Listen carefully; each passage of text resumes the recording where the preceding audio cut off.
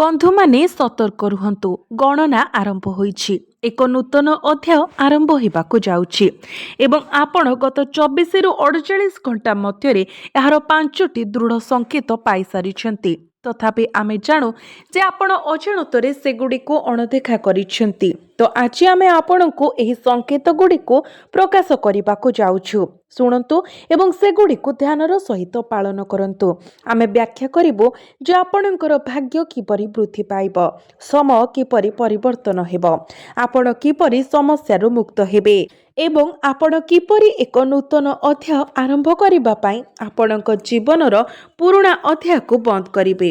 केवल एही संकेत गुडी को सतर्कतार सहित बुझंतु। आमे भविष्यवाणी कहिबो एवं आपणकर भाग्य प्रकृतरे परिवर्तन हेबा पई सर्वोत्तम मार्गदर्शन प्रदान करिबो। आपणकर कुंडली रे सूर्य एवं गुरुंकर संयोग सृष्टि हेउछि एक उत्कृष्ट संरचना। तो 24 रु 48 घंटा मध्यरे आपणको प्राप्त होइथिबा 5टी प्रमुख संकेत उपरे नजर पकाइबा, जहा भाग्य रे एही वृद्धिर सूचना दिए। तो आपण माननको पई एही संकेत गुडी को ध्यानर सहित बुझिबा उचित। तापरे आमे आहुरी किछि आलोचना करिबा। बंधु माने प्रथम संकेत सेही विषय गुड़िक सहित जड़ित जहाको आपण मास मास किंबा दीर्घ समय धरि स्थगित रखिथिले किंबा अणदेखा करुथिले। हठात एही जिनिस गुड़िक आपणको गुरुत्वपूर्ण मने हेबाकू लागिबो। गत 3 रु 4 दिन किंबा गत 24 रु 48 घंटा विषय चिंता करंतु। आपणको मस्तिष्क को चकित करंतु। आपण कोन एक निर्दिष्ट कार्य आरंभ करिसंती, एक नूतन अभ्यास ग्रहण करिसंती किंबा काहाकू भेटिसंती जहाकू आपण पूर्वरु अणदेखा करुथिले।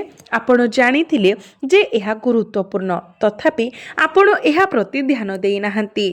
एहा विषय चिंता करंतु एवं जदि एहा आपणको सहित प्रतिफलित हुए तेबे आमको कमेंट रे जणांतु। आमे जानु जे आपण एपरि एक अभ्यास ग्रहण करिसंती, किछि निर्दिष्ट लिखिसंती, काहाकू डाकिसंती, कोनोसी निर्दिष्ट व्यक्ति को भेटिसंती किंबा एक कार्य आरंभ करिसंती जहा वर्तमान आपणको पई गुरुत्वपूर्ण मने हेउछि। एहा ब्रह्मांडरू एक दृढ़ संकेत, एक संकेत जे ब्रह्मांड चाहे जे आपण कोनोसी जिनिस को अधा छाड़ी न दियंतु। मने रखंतु एही भौतिक जगत 5टी उपादान रे गठित एवं आपणक निजस्व भौतिक रूप अस्तित्वर संपूर्णता नुहे। जीवन बहुत विस्तृत एवं गभीर एवं आपणक भितरे थिबा दिव्य सार एहा विषय संपूर्ण सचेतन। तेनु जेतेबेले समय परिस्थिति किंबा आपणक चारि पाखरे कंपन शक्ति परिवर्तन हुए, आपणकर भावना प्रकृति एवं स्वभाव परिवर्तन हेबा आरंभ करे। आपण आ पूर्व परि व्यक्ति नुहंती। आपण पूर्वरु छाड़ी आसीथिबा जिनिस गुड़िक एबे आपणक पई गुरुत्वपूर्ण मने हेबा आरंभ करे। द्वितीय संकेत प्रति ध्यान दियंतु। आपणक मनरे एक पुरुणा निष्पत्ति पुनर्बार उभा होईछि, किछि एक अभ्यास किंबा एक विषय जहा आपण पूर्वरु परित्याग करिथिले एवं आपण पुणी थरे एहा उपरे ध्यान देबा आरंभ करिसंती। आपणक दृष्टिकोण परिवर्तन हेउछि। एहा मध्य एक गुरुत्वपूर्ण संकेत। वर्तमान तृतीय संकेत को भल भावरे विचार करंतु। शेष 3टी संकेत विशेष भावरे गुरुत्वपूर्ण।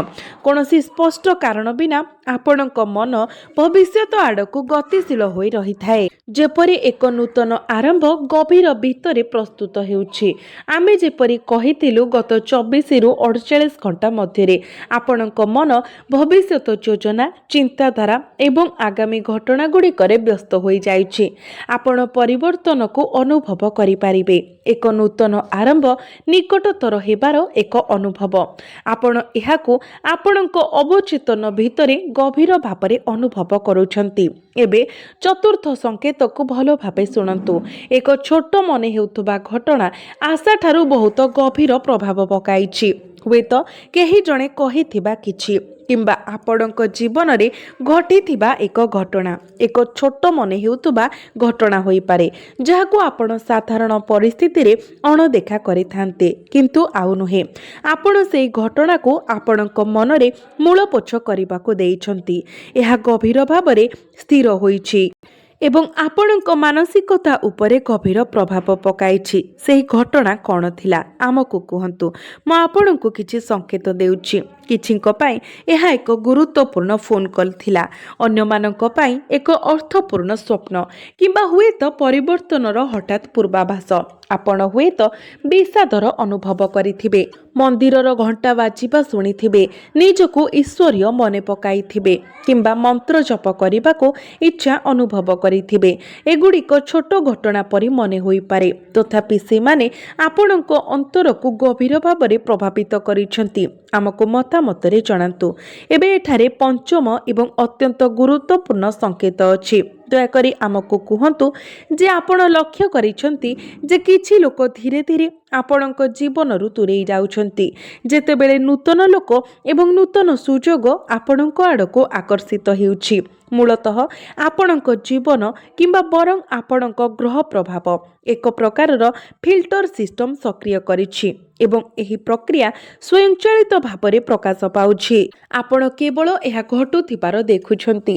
କିଛି ଲୋକ କୌଣସି ସ୍ପଷ୍ଟ କାରଣ ବିନା ଆପଣଙ୍କ ଉପରେ ବିରକ୍ତ ହୋଇଛନ୍ତି, ଖରାପ ଇଚ୍ଛା ପୋଷଣ କରୁଛନ୍ତି କିମ୍ବା କାରଣ ବିନା ନିଜକୁ ଦୂରେଇ ରଖିଛନ୍ତି, ଯେତେବେଳେ ନୂତନ ବ୍ୟକ୍ତି ଆପଣଙ୍କ ଆଡ଼କୁ ଆକର୍ଷିତ ହେଉଛନ୍ତି ଏବଂ ଆପଣଙ୍କ ରାସ୍ତାରେ ହଠାତ୍ ନୂତନ ସୁଯୋଗ ଦେଖାଯାଉଛି। ଏବେ ଷଷ୍ଠ ସଂକେତକୁ ସତର୍କତାର ସହିତ ବିଚାର କରନ୍ତୁ। ଗଭୀର ଅନ୍ତରରୁ ଏକ ସ୍ୱର ଆପଣଙ୍କୁ କହିଥାଏ ଯେ ଆପଣ ଏପର୍ଯ୍ୟନ୍ତ ଯେଉଁ ପଦ୍ଧତି ଗୁଡ଼ିକ ଉପରେ ନିର୍ଭର କରି ଆସିଛନ୍ତି ତାହା ଆଉ ଯଥେଷ୍ଟ ହେବ ନାହିଁ। ଆପଣଙ୍କୁ ଆପଣଙ୍କର ଉପାୟ ପରିବର୍ତ୍ତନ କରିବାକୁ ଏବଂ ଆପଣଙ୍କର ମାନସିକତାକୁ ପରିବର୍ତ୍ତନ କରିବାକୁ ପଡ଼ିବ। ଆପଣ ଆପଣଙ୍କର କାମ ଏବଂ ଦୈନନ୍ଦିନ କାର୍ଯ୍ୟରେ ପରିବର୍ତ୍ତନର ଆବଶ୍ୟକତା ଅନୁଭବ କରୁଛନ୍ତି। ଏହି ମାନସିକତା ଆପଣଙ୍କ ଭିତରେ ବହୁତ ଦୃଢ଼ ହୋଇଗଲାଣି। ଅନ୍ୟ ଶବ୍ଦରେ, ଆପଣ ଆପଣଙ୍କର ଅଭ୍ୟନ୍ତରୀଣ ସଫ୍ଟୱେର୍କୁ ଅପଡେଟ୍ କରିବାର ଆବଶ୍ୟକତା ଅନୁଭବ କରୁଛନ୍ତି। ଯଦି ଆପଣ କୌଣସି ନୂତନ କାର୍ଯ୍ୟ କିମ୍ବା ପଦକ୍ଷେପ ଆରମ୍ଭ କରିଛନ୍ତି, ତେବେ ମୋତେ କମେଣ୍ଟରେ ଜଣାନ୍ତୁ। ଏବେ ଆସନ୍ତୁ ପରବର୍ତ୍ତୀ ସଂକେତ ଗୁଡ଼ିକୁ ଦେଖିବା। ସେଥିମଧ୍ୟରୁ ତିନୋଟି ଅଛି। ବହୁତ ଧ୍ୟାନର ସହିତ ଶୁଣନ୍ତୁ।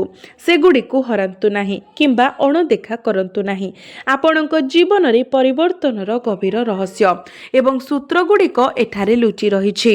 ଭଲ ଭାବରେ ଶୁଣନ୍ତୁ। ପରବର୍ତ୍ତୀ ସଂକେତ ଗତ 24-48 କିମ୍ବା ହୁଏତ 4-5 ଦିନ ମଧ୍ୟରେ ଆପଣ ଈଶ୍ୱରଙ୍କ ପ୍ରତି ଏକ ଅଦ୍ଭୁତ ଆକର୍ଷଣ ଅନୁଭବ କରିଛନ୍ତି। ଏହା ଏପରି ଅନୁଭବ ହେଉଛି ଯେପରି ତୁମର ଈଶ୍ୱର ତୁମକୁ ଡାକୁଛନ୍ତି, ତୁମକୁ ଆକର୍ଷିତ କରୁଛନ୍ତି ଏବଂ ତୁମ ସହିତ କିଛି ଯୋଗାଯୋଗ କରିବାକୁ ଚାହୁଁଛନ୍ତି। ବିଶ୍ୱାସ କରନ୍ତୁ, ଆପଣଙ୍କ ରାଶିର ଅନେକ ଲୋକଙ୍କ ସ୍ୱପ୍ନରେ କିମ୍ବା ମନ୍ଦିର କିମ୍ବା ପବିତ୍ର ଶିଳାଖଣ୍ଡର ଝଲକ ମାଧ୍ୟମରେ ଆଂଶିକ କିମ୍ବା ସମ୍ପୂର୍ଣ୍ଣ ଭାବରେ ଈଶ୍ୱରଙ୍କର ଦର୍ଶନ ପାଇଛନ୍ତି।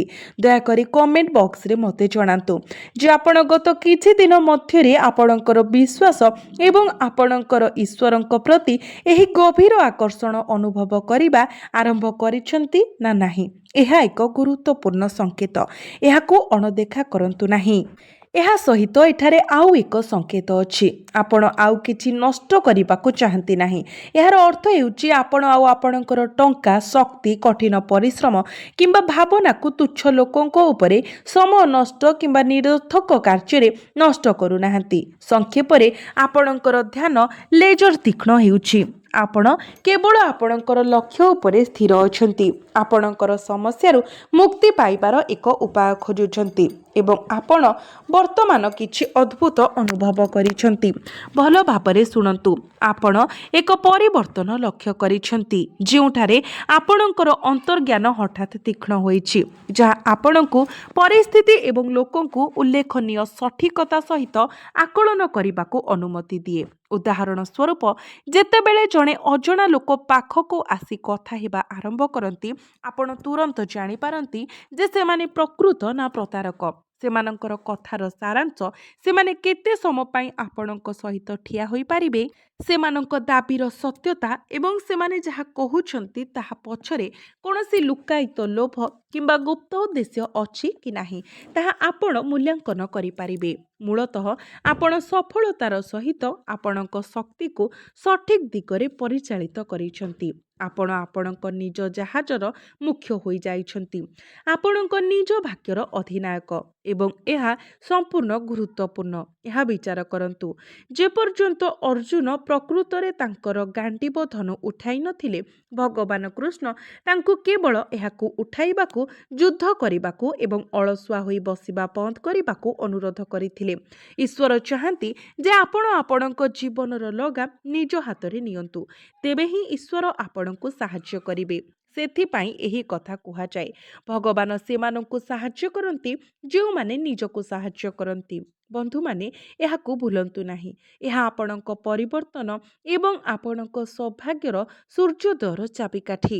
ଯାହାଙ୍କ ମନରେ ଜୀବନ ଅଭିଜ୍ଞତାର ଏକ ସମ୍ପଦ ରହିଛି ଏବଂ ଯେଉଁମାନେ ନିରପେକ୍ଷତାର ଭାବନା ବିକଶିତ କରିଛନ୍ତି, ଅର୍ଥାତ୍ ସେମାନେ କେବଳ ସେମାନଙ୍କର ପ୍ରକୃତ ଆବଶ୍ୟକତା ପୂରଣ କରିବା ପାଇଁ ଭୌତିକ ଜିନିଷ ଚାହାନ୍ତି, ଆପଣ ସେମାନଙ୍କୁ ଲାଗି ରହିବା ଉଚିତ ନୁହେଁ କିମ୍ବା ସେଥିରେ ବୁଡ଼ି ରହିବା ଉଚିତ ନୁହେଁ। ଏବଂ ଏହି ଲୋକମାନେ କିଏ? ମୁଁ ସେମାନଙ୍କୁ ଚିହ୍ନିତ କରୁଥିବା ସଂକେତ ଗୁଡ଼ିକ ବାଣ୍ଟିବାକୁ ଦେଉଛି। ଆମେ ଏଠାରେ ବହୁତ ଗଭୀର ବିଷୟ ଗୁଡ଼ିକରେ ଅନୁସନ୍ଧାନ କରୁଛୁ। ବନ୍ଧୁମାନେ, ଏହି ଲୋକମାନେ ହେଉଛନ୍ତି ସେହି ଲୋକ ଯେଉଁମାନେ ଏକାକିତା ଉପଭୋଗ କରିବା ଆରମ୍ଭ କରିଛନ୍ତି। ସେମାନେ ନିଜ ଭିତରେ ଖୁସି ପାଇବା ଆରମ୍ଭ କରିଛନ୍ତି। ସେମାନେ ନୀରବ ରହି ଅଧିକ ଖୁସି ଶବ୍ଦ ସେମାନଙ୍କ ଉପରେ ଘଷି ହେବା ଆରମ୍ଭ କରିଛି ଏବଂ ଉଜ୍ଜଳ ଆଲୋକ ସେମାନଙ୍କ ଆଖିକୁ କ୍ଷତି ପହଞ୍ଚାଏ। ସେମାନେ ଅନୁଭବ କରନ୍ତି ଯେ ସେମାନଙ୍କର ଜୀବନ ନିଜେ ସମ୍ପୂର୍ଣ୍ଣ ଏବଂ ସେମାନେ କେବଳ ଏହାକୁ ପରିବର୍ତ୍ତନ କରିପାରିବେ। କୌଣସି ସାଂସାରିକ ଶକ୍ତି କିମ୍ବା ବ୍ୟକ୍ତି ଈଶ୍ୱର ବ୍ୟତୀତ ସେମାନଙ୍କୁ ସାହାଯ୍ୟ କରିପାରିବେ ନାହିଁ। ଅନ୍ୟ ଶବ୍ଦରେ, ସେମାନେ ନିଜର ଆଭ୍ୟନ୍ତରୀଣ ଶକ୍ତିକୁ ଚିହ୍ନି ପାରିଛନ୍ତି। ସେମାନେ ନିଜର ପ୍ରକୃତ ନିଜକୁ ଜାଣିପାରିଛନ୍ତି। ଏହା ବୁଝାଏ ଯେ ସେମାନେ ସ୍ୱାର୍ଥପର ହୋଇଯାଇଛନ୍ତି। କିନ୍ତୁ ଏଠାରେ ସ୍ୱାର୍ଥପର ଅର୍ଥ ନକାରାତ୍ମକ ଅର୍ଥରେ ଆତ୍ମକେନ୍ଦ୍ରିକ ହେବା ନୁହେଁ, ବରଂ ଏହାର ଅର୍ଥ ହେଉଛି ନିଜର ପ୍ରକୃତ ସାରକୁ ବୁଝିବା। ଆପଣ ପ୍ରକୃତରେ କିଏ ତାହା ଅନୁଭବ କରିବା। ମନେ ରଖନ୍ତୁ, ଆପଣ କେବଳ 5ଟି ଉପାଦାନରେ ନିର୍ମିତ ଏହି ଶରୀର ନୁହନ୍ତି, ଆପଣ ପରମ ଚେତନାର ଏକ ଖଣ୍ଡ। ଜଣେ ବ୍ୟକ୍ତି ଯେତେବେଳେ ଏହାକୁ ଅନୁଭବ କରିବା ଆରମ୍ଭ କରେ, ସେମାନେ ଶାନ୍ତ, ନୀରବ ଏବଂ ଜ୍ଞାନୀ ହୋଇଯାନ୍ତି। ତେଣୁ ଯେଉଁମାନେ ଏହି ବର୍ଣ୍ଣନା ସହିତ ମେଳ ଖାଆନ୍ତି, ସେମାନେ ଏହି ସଂକେତ ପାଇଛନ୍ତି। ଏବେ ମୁଁ ଆପଣଙ୍କ ସହିତ ଶେଷ ସଂକେତ ବାଣ୍ଟିବାକୁ ଚାହେଁ। ଧ୍ୟାନ ଦେଇ ଶୁଣନ୍ତୁ। ଯଦି ଏହା ଆପଣଙ୍କ ସହିତ ପ୍ରତିଧ୍ୱନିତ ହୁଏ, ତେବେ ଆମକୁ କମେଣ୍ଟ ବକ୍ସରେ ଜଣାନ୍ତୁ। ଏହି ଅନ୍ତିମ ସଂକେତ ହେଉଛି ଯେ ଏପରି ବ୍ୟକ୍ତିମାନେ ମୂଳତଃ ବାହ୍ୟ ଜଗତ ସହିତ ସେମାନଙ୍କର ସମ୍ପର୍କ ଛିନ୍ନ କରିଛନ୍ତି। ସେମାନେ ବିଚ୍ଛିନ୍ନତା ଅଭ୍ୟାସ କରିବା ଆରମ୍ଭ କରିଛନ୍ତି। ଆବଶ୍ୟକ ହେଲେ ସେମାନେ ଅନ୍ୟମାନଙ୍କ ସହିତ ଯୋଗାଯୋଗ କରନ୍ତି। କେବଳ ସେତିକି ନୁହେଁ, ଏହି ବ୍ୟକ୍ତିମାନେ ଏହା ମଧ୍ୟ ଅନୁଭବ କରିଛନ୍ତି ଯେ ଜୀବନ କେବଳ ମହାନ ସାଂସାରିକ ସଫଳତା ହାସଲ କରିବା ବିଷୟରେ ନୁହେଁ, ଏହା ଜୀବନକୁ ପ୍ରକୃତରେ ଅର୍ଥପୂର୍ଣ୍ଣ ଏବଂ ସଫଳ କରିବା ବିଷୟରେ ମଧ୍ୟ। ଏଥିରେ ପବିତ୍ର ମନ୍ତ୍ର ଜପ କରିବା, ବିଶେଷ ଆଧ୍ୟାତ୍ମିକ ଅଭ୍ୟାସରେ ନିୟୋଜିତ ହେବା ଏବଂ ଧ୍ୟାନ, ଯୋଗ ଏବଂ ପ୍ରାଣାୟାମ ଅଭ୍ୟାସ କରିବା ଅନ୍ତର୍ଭୁକ୍ତ। ଏଥିରେ ଶରୀର, ମନ ଏବଂ ପରିବେଶକୁ ଶୁଦ୍ଧ କରିବା ଅନ୍ତର୍ଭୁକ୍ତ। ଅନ୍ୟ ଶବ୍ଦରେ, ଆପଣଙ୍କ ଭିତରେ ସମ୍ପ୍ରତି ଭାବନା ଜାଗ୍ରତ ହୋଇଛି, ଯାହା ଆପଣଙ୍କ ଜୀବନକୁ ସିଦ୍ଧି ଆଡ଼କୁ ନେଇଥାଏ। କେବଳ ଟଙ୍କା ପଛରେ ପଡ଼ିବା କିମ୍ବା ସମସ୍ୟାର ସମାଧାନ ପାଇଁ ନିରନ୍ତର ସନ୍ଧାନରୁ ଆଗକୁ ବଢ଼ିବା। ଆପଣ ଏବେ ଈଶ୍ୱରଙ୍କ ପ୍ରିୟ ହେବା ବିଷୟରେ ଚିନ୍ତା କରୁଛନ୍ତି। କିପରି ଈଶ୍ୱରଙ୍କ ପ୍ରିୟ ହେବେ? ଆପଣ ମନ୍ତ୍ର ଜପ କରି, ଗୁରୁଙ୍କ ସାନ୍ନିଧ୍ୟରେ ପ୍ରବେଶ କରି, ଗୁରୁ ଦୀକ୍ଷା ଗ୍ରହଣ କରି, ପୂଜାର୍ଚ୍ଚନା ଏବଂ ପ୍ରାର୍ଥନା କରି ଏବଂ ମାର୍ଗଦର୍ଶନ ଏବଂ ସମର୍ଥନ ଖୋଜି ଈଶ୍ୱରଙ୍କ ନିକଟତର ହେବାକୁ ଚେଷ୍ଟା କରନ୍ତି। ଯେଉଁମାନଙ୍କ ଜୀବନରେ ଏହି ଭାବନା ସୃଷ୍ଟି ହୋଇଛି, ସେମାନେ ପ୍ରକୃତରେ ଧନ୍ୟ। ଜୀବନ ଏବେ ସେମାନଙ୍କ ସହିତ ନ୍ୟାୟପୂର୍ଣ୍ଣ ବ୍ୟବହାର କରିବ ଏବଂ ଯେଉଁମାନେ ଈଶ୍ୱରଙ୍କ ନିକଟତର ହୁଅନ୍ତି, ସେମାନଙ୍କ ପ୍ରତି କୌଣସି ଅନ୍ୟାୟ ଘଟିପାରିବ ନାହିଁ। ଅନ୍ୟାୟ ସେମାନଙ୍କୁ ସ୍ପର୍ଶ କରିପାରିବ ନାହିଁ। କଥାଟି ହେଉଛି, ଯେତେବେଳେ ସମୟ ପରିବର୍ତ୍ତନ ହୁଏ, ବ୍ରହ୍ମାଣ୍ଡ ପୂର୍ବରୁ ସଂକେତ ଗୁଡ଼ିକ ଯେପରି ପାଦ ଚିହ୍ନ ଛାଡ଼ିଯାଏ, କେବଳ ସେମାନଙ୍କୁ ଚିହ୍ନିବା ଆବଶ୍ୟକ। ଆପଣ ଏହି ସଂକେତ ଗୁଡ଼ିକ ମଧ୍ୟରୁ କେଉଁଟି ଅନୁଭବ କରିଛନ୍ତି ତାହା କମେଣ୍ଟ ବକ୍ସରେ ଜଣାନ୍ତୁ। ଆସନ୍ତୁ ଆମେ ବର୍ତ୍ତମାନ ଆମର ବିଷୟକୁ ଖୋଲିବା। ଭବିଷ୍ୟବାଣୀ ମାଧ୍ୟମରେ ଆପଣ କିଛି ଗୁରୁତ୍ୱପୂର୍ଣ୍ଣ ପଦକ୍ଷେପ ନେଇଛନ୍ତି, କିଛି ଲୋକଙ୍କୁ ଯୋଗାଯୋଗ କରିଛନ୍ତି, ଫୋନ୍ କଲ୍ କରିଛନ୍ତି ଏବଂ ନୂତନ ଉଦ୍ୟମ ପାଇଁ ମୂଳଦୁଆ ମଧ୍ୟ ପକାଇବା ଆରମ୍ଭ କରିଛନ୍ତି। ତଥାପି ଏହି କଥାଟି ମନେ ରଖନ୍ତୁ, ଦୀପ ତଳ ଅନ୍ଧାର ନୁହେଁ। ଯେଉଁଠାରେ ଆଲୋକ ଝଲସେ ସେଠାରେ ପ୍ରାୟତଃ ସମସ୍ୟା ମଧ୍ୟ ରହିଥାଏ। ଆପଣଙ୍କର ନିନ୍ଦୁକଙ୍କର ଅଭାବ ନାହିଁ। ଆପଣଙ୍କର ଆତ୍ମବିଶ୍ୱାସ, ଆପଣଙ୍କ ମୁହଁର ଚମକ ଏବଂ ଆପଣଙ୍କ ହସ ଦେଖି ଯେଉଁମାନେ ଆପଣଙ୍କୁ ଈର୍ଷା କରନ୍ତି ସେମାନେ ସେମାନଙ୍କର ଚକ୍ରାନ୍ତ ବନ୍ଦ କରିବେ ନାହିଁ। ସେମାନେ ଗପସପ କରିବେ, ଆପଣଙ୍କ ବିରୁଦ୍ଧରେ ଷଡ଼ଯନ୍ତ୍ର କରିବେ ଏବଂ କେତେକ ଗୁପ୍ତ ଅଭ୍ୟାସ କିମ୍ବା କଳା ଚାତୁର ଜାଲ ବୁଣିବାକୁ ଚେଷ୍ଟା କରିପାରନ୍ତି। ତେଣୁ ଆପଣ କ'ଣ କରିବା ଉଚିତ? ପ୍ରଥମ ଏବଂ ସର୍ବୋପରି ଏହି ଜିନିଷଗୁଡ଼ିକୁ ଅଣଦେଖା କରନ୍ତୁ। ଦ୍ୱିତୀୟତଃ, ଅନ୍ୟମାନଙ୍କ ଦ୍ୱାରା ପ୍ରଦାନ କରାଯାଇଥିବା ଖାଦ୍ୟ କିମ୍ବା ପାନୀୟ ଗ୍ରହଣ କରନ୍ତୁ ନାହିଁ। ପରବର୍ତ୍ତୀ ସପ୍ତାହ ପାଇଁ ଅନ୍ୟ କାହାର ଘରେ ଖାଇବା କିମ୍ବା ପିଇବାରୁ ଦୂରେଇ ରୁହନ୍ତୁ। ସବୁଠାରୁ ଗୁରୁତ୍ୱପୂର୍ଣ୍ଣ କଥା ହେଉଛି, କାହା ସହିତ ବ୍ୟକ୍ତିଗତ ଜିନିଷ ଆଦାନ ପ୍ରଦାନ କରନ୍ତୁ ନାହିଁ। ଆପଣଙ୍କ ନିଜସ୍ୱ ଜିନିଷ ବ୍ୟବହାର କରିବାରେ ଲାଗି ରୁହନ୍ତୁ। ଅନ୍ୟମାନଙ୍କୁ ଆପଣଙ୍କର ଜିନିଷପତ୍ର ଋଣ ଦିଅନ୍ତୁ ନାହିଁ କିମ୍ବା ସେମାନଙ୍କର ଜିନିଷପତ୍ର ବ୍ୟବହାର କରନ୍ତୁ ନାହିଁ। ପାରିବାରିକ ବାତାବରଣ ବିଷୟରେ ପରିସ୍ଥିତି ଅନୁକୂଳ ଏବଂ ସ୍ୱାଭାବିକ। କୌଣସି ବଡ଼ ପ୍ରତିକୂଳ ପରିସ୍ଥିତି ନାହିଁ। ଆପଣଙ୍କୁ କେବଳ ଏକ ସକାରାତ୍ମକ ମାନସିକତା ବଜାୟ ରଖିବାକୁ ପଡ଼ିବ ଏବଂ ଅତୀତର ଘଟଣା କିମ୍ବା ପୁରୁଣା ଆଲୋଚନାରେ ଅତ୍ୟଧିକ ଜଡ଼ିତ ହେବାରୁ ବଞ୍ଚିବାକୁ ପଡ଼ିବ। ଆପଣଙ୍କ ଆର୍ଥିକ ପରିସ୍ଥିତି ବିଷୟରେ ବର୍ତ୍ତମାନ ଜିନିଷଗୁଡ଼ିକ ଟିକେ କଷ୍ଟକର। ଟଙ୍କାର ପ୍ରବାହ ବାଧାପ୍ରାପ୍ତ ହୋଇଛି। ଆପଣଙ୍କର ଆବଶ୍ୟକତା ପୂରଣ କରିବା ପାଇଁ ପ୍ରବାହ ପର୍ଯ୍ୟାପ୍ତ ନୁହେଁ ଏବଂ ଟଙ୍କା ଆପଣଙ୍କ ପାଖରେ ରହୁନାହିଁ, ଯାହା ଏକ ଚ୍ୟାଲେଞ୍ଜିଂ ସମସ୍ୟା। କିଛି ବ୍ୟକ୍ତି ଋଣ ଦ୍ୱାରା ହଇରାଣ ହେଉଛନ୍ତି, ଯେତେବେଳେ କି ଅନ୍ୟମାନେ ସେମାନଙ୍କର ଯଥାର୍ଥ ଭାବରେ ଅର୍ଥ ଅଟକି ରହିଥିବା କିମ୍ବା ଫସି ଯାଇଥିବା ପାଣ୍ଠି ପୁନରୁଦ୍ଧାର କରିବାରେ ଅସମର୍ଥ। ତଥାପି ଆଗାମୀ ସପ୍ତାହ ମଧ୍ୟରେ ଏହି ଟଙ୍କା ଆପଣଙ୍କ ପାଖରେ ପହଞ୍ଚିବ ବୋଲି ଦୃଢ଼ ସୂଚନା ଅଛି। ଏବେ ତିନୋଟି ଗୁରୁତ୍ୱପୂର୍ଣ୍ଣ ବିନ୍ଦୁକୁ ଧ୍ୟାନ ସହିତ ଶୁଣନ୍ତୁ। ଆଗାମୀ ସପ୍ତାହରେ ଆପଣଙ୍କ ଜୀବନରେ ତିନୋଟି ନିର୍ଦ୍ଦିଷ୍ଟ ଘଟଣା ଘଟିବ। ସେଗୁଡ଼ିକୁ ନୋଟ୍ କରନ୍ତୁ। ପ୍ରଥମ କଥା ହେଉଛି, ଆପଣଙ୍କର ଆଣ୍ଠୁ, ଗୋଡ଼ କିମ୍ବା ପିଠିର ନିମ୍ନ ଭାଗରେ ଆଘାତ ଲାଗିପାରେ। ଦ୍ୱିତୀୟତଃ, ଏକ ଗୁରୁତ୍ୱପୂର୍ଣ୍ଣ ସୁଯୋଗ ଶୀଘ୍ର ଆପଣଙ୍କ ପାଖକୁ ଆସୁଛି। ଯଦି ଆପଣଙ୍କ ଜୀବନରେ କୌଣସି ବଡ଼ ବାଧା ନାହିଁ, ଯେପରିକି ଆଧ୍ୟାତ୍ମିକ ଅବରୋଧ କିମ୍ବା ନକାରାତ୍ମକ ପ୍ରଭାବ, ତେବେ ଯେଉଁମାନେ ବେକାର ଅଛନ୍ତି ସେମାନେ ନୂତନ ଚାକିରି ପାଇବେ। ଯେଉଁମାନେ ଚାକିରି ବଦଳାଇବାକୁ ଚାହାନ୍ତି ସେମାନେ ଏହା କରିବା ପାଇଁ ଏକ ଉତ୍କୃଷ୍ଟ ସୁଯୋଗ ପାଇବେ।